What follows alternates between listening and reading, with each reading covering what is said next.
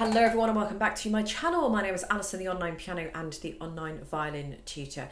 So today I'm going to give you 4 fourth finger vibrato tips. Vibrato is very difficult to do on its own anyway, but the fourth finger is particularly difficult to do. It's something that I struggle with. It's not a defeatist thing by any way. You know, I hold my hands up. I'm human just like everybody else, but the fourth finger is just a very weak part of the hand. We know that because of the way the tendons are. So we have tendons, not really muscles. So there isn't really anything that you can do to specifically strengthen that up, but it is a technique that you can learn to get better at least. So I'm going to give you 4 tips to get better at fourth finger vibrato. Before I do that, I just want to tell you very quickly about my 1 to 30 violin course. It's a really amazing course, and I know a lot of you have no idea that this course even exists. So if you are wanting to learn the violin, you've just stumbled across this video, maybe you're learning yourself, but you've just been kind of, you know, watching a few videos here, there, don't really know kind of what order to watch them in, getting a little bit muddled with things. My 1 to 30 violin course, which I'm going to tell you about in a second, encompasses everything that you need to know in 30 lessons and takes you from a complete beginner to a very accomplished intermediate player. My 1 to 30 violin course absolutely guarantees to take you from a complete beginner to a very decent, accomplished intermediate player. So even if you know absolutely nothing about music, you don't know anything about the violin, nothing at all, my course will teach you everything you need to know from the ground up, and it guarantees to take you to a very accomplished intermediate player. In fact, let me show you. My course guarantees to take you from this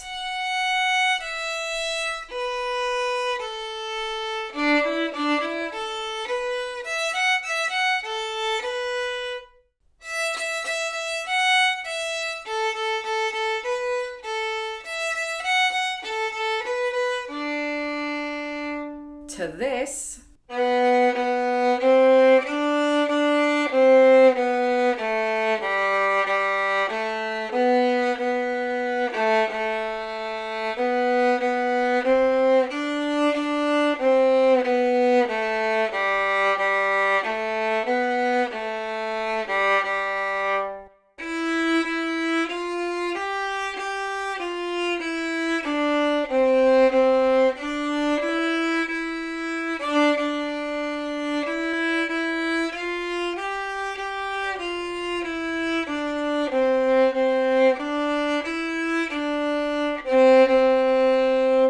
to this,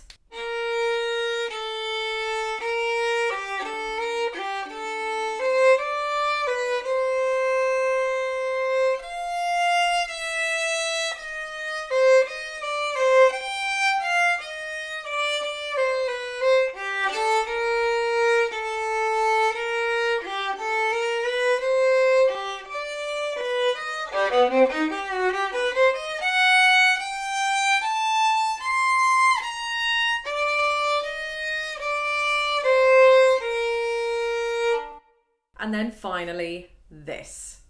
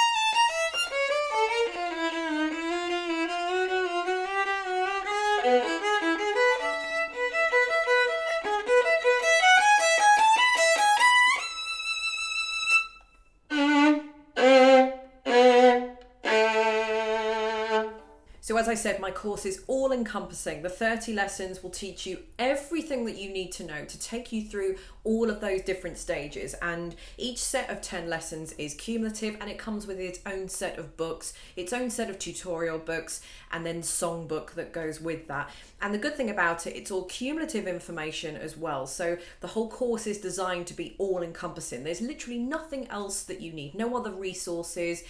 You're not learning a particular technique, then you've got to go out on the internet and try and find some pieces that kind of match the skill level that you think you're kind of roughly at.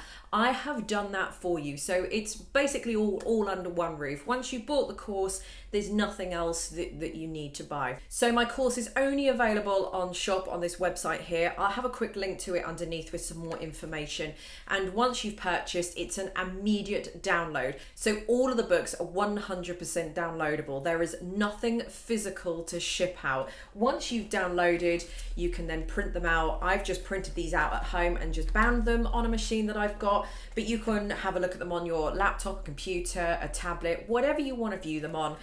But the easiest way to do is have them printed, or you can get a local printers to print them out for you, whichever is the easier option. But the point is, it's available to anybody worldwide as long as you've got the internet, literally.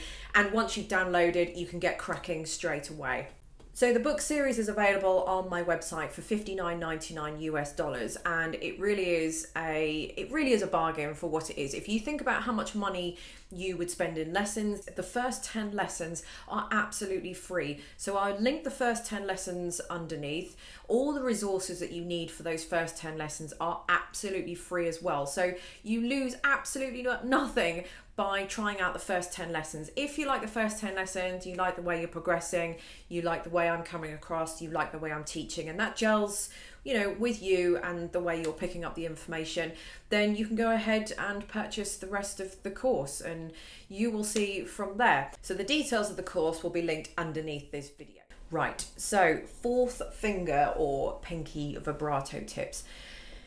Number one, you can swap a fourth finger vibrato for a third finger. So this is obviously going to depend on what kind of piece of music that you've got and whether you're able to do this. By the way, I'm assuming if you're watching this, you can do vibrato. So that's a given. So you don't really want to be watching this video if you can't do vibrato. This video is not for you. This video is for those of you who can do vibrato. There is no problem there, but maybe just need a few extra tips for the fourth finger because you are particularly weak in that area. And also I'm assuming that you can play a decent amount of music as well. So swapping the third finger for the fourth finger is obviously going to depend on whether the music is going to allow you to do that, of course. But if you can, I would always do that option. So instead of swap it out for third, because obviously the third finger is going to give you a much better vibrato. Or alternatively, you can swap it out for any other finger as well and move into a different position. But suffice to say, the quickest and simplest way is to just don't do fourth finger vibrato and swap it out for a finger. I always do that if I can. The only times I won't do something like that is if I'm playing a note in passing and it's just too much of a pain in the bum to bother thinking about that. So I'm just totally not going to do that. So I'll only do that if I'm finishing a tune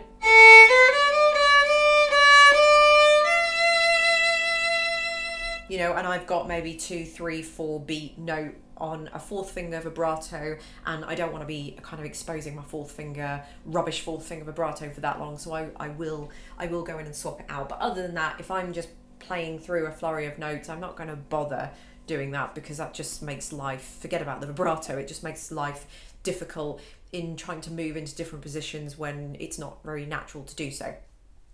Okay, number 2, lift the rest of the fingers. So depending on sometimes what vibrato I'm doing, if I'm doing third finger vibrato, I do sometimes vibrato with the second finger behind it. There's no rhyme or reason to why I do that or anything. It's just something I do. I guess it depends what I'm doing, what note I'm on, blah, blah, blah. Sometimes I will vibrato just on the finger itself, but you know, sometimes I do sort of keep them down depending maybe if I want to do a faster vibrato or a slower or a wider or a heavier, whatever.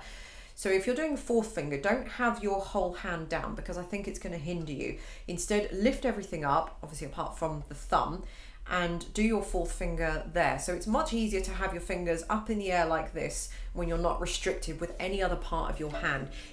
We know it's a very weak part of our hand, so having the weight of all the other fingers kind of dragging it down, so to speak, is just going to make it, I personally think, a lot harder.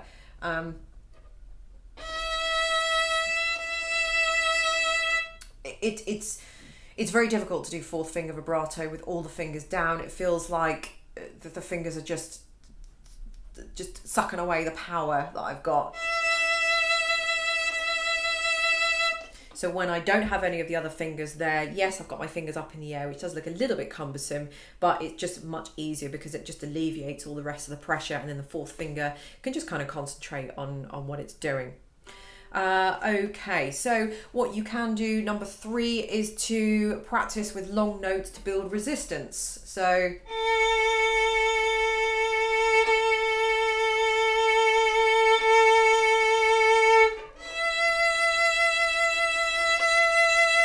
you know, so just spend 2 or 3 minutes a day just practicing randomly with the fourth finger on any string, any note, doesn't really matter, but you just want to build up a resistance. And you can train your hand to move. As I say, there's no muscle in there, so there's not really much you can do. It's just mainly ligaments and things, which do extend to the muscle from the little finger. Most of the muscle ligaments are coming from the arm here, so you can just sort of train yourself to be a little bit better at it. Don't worry if the violin shakes a little bit. As I say, it is very awkward, but you can help to build up a little bit of resistance, so to speak, and get a little bit better just by spending a few minutes a day just practicing with the fourth finger, any note, long bows, doesn't really matter.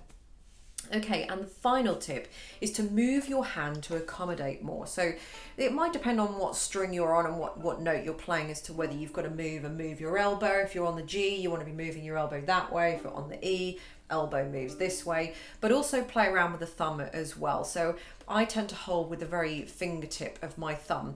So I do wrist vibrato, by the way, if you hadn't noticed already. So again, assuming that you're sort of doing this kind of thing, but you know, move your hand. If you need to move your hand up and round, move it that way. You know, wherever you need to move your hand, wherever you need to move your fingers, move it. I don't know why people get so obsessed with kind of not thinking that they can't move any part of their hand. You can move whatever you like, but bear in mind, you can move your hand, you can reposition your thumb, you can do whatever you need to do to make it work, as long as the vibrato is sounding nice and you're doing the right vibrato.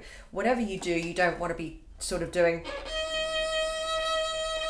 that kind of finger pulsing vibrato. It isn't a vibrato, don't do that. I've already talked about this in another video. It's a terrible sounding vibrato. It doesn't even count as vibrato. So as long as you are doing the vibrato of some sort, you can move your hand into any position that you like. As long as it works for you, then, you know, you do you, and that's fine. So there we go, another quick video, just 4 very simple tips on how to kind of help you with your fourth finger or pinky vibrato. Thanks very much for watching. All the links are going to be in the description box underneath, along with the links to my 1 to 30 violin course and more information on where you can get them and purchase them. And I look forward to seeing you in my next video. Bye.